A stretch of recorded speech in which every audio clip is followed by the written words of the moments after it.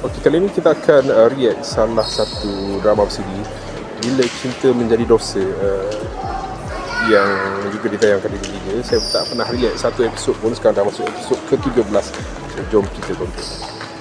Saya rasa nak tampar je muka you ni. Tampar?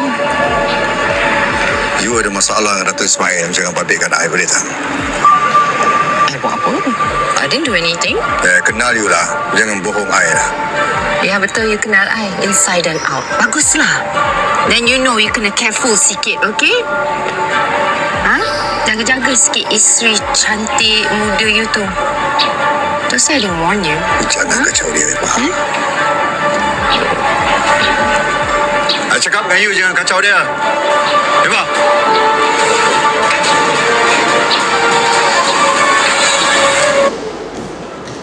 Okey, itu dia salah satu adegan daripada drama bersiri Bila Cinta Menjadi Dosa. Kebanyakan komen yang saya dapat daripada adegan ni lah, yang kata kali ni mereka jadi root for the villain character. Maksudnya mereka menyebelahi watak villain, watak musuh, watak jahat macam tu lah. Bila dia tengok watak tu diperankan oleh Datin Puan Si Sarimah Ibrahim.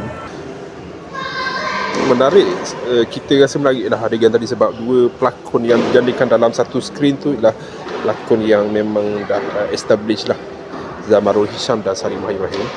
So cerita sikit pasal drama bersiri ni. Drama bersiri ni pasal kita breakdown watak-watak dia. Datuk Yusof ni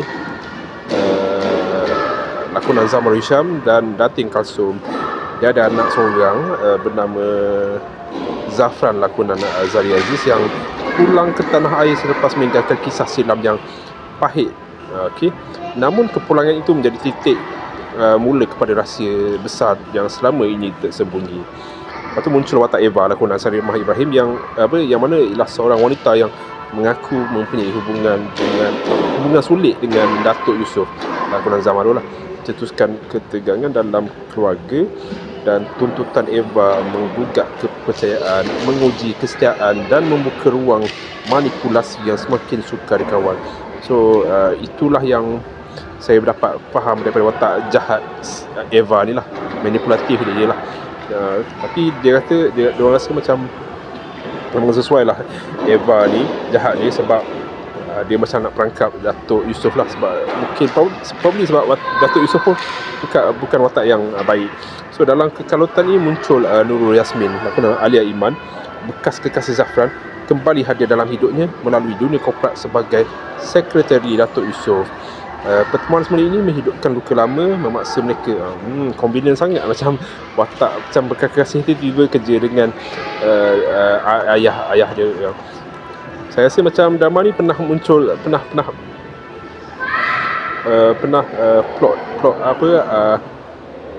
plot kekasih jadi sekretari ataupun kerja yang kenal dengan ayah ni adalah sikit sebelum ni. Tapi kita berbalik pada Nurul Yasmin ni,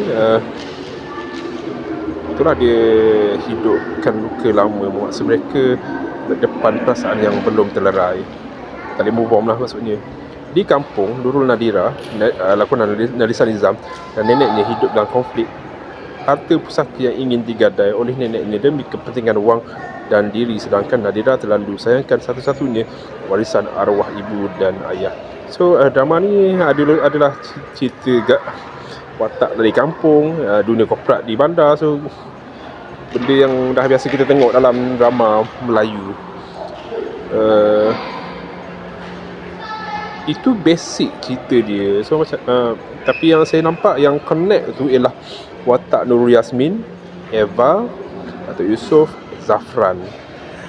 Watak Datin Kalsum ni mungkin saya tak nampak lagi. Saya kena tengok satu-satu episod. So itulah yang kita boleh nampak, yang dalam episod ni Eva ni dia macam nak blackmail Datuk Yusof itu, ataupun dia nak ganggu Datuk Yusof. Apa lagi?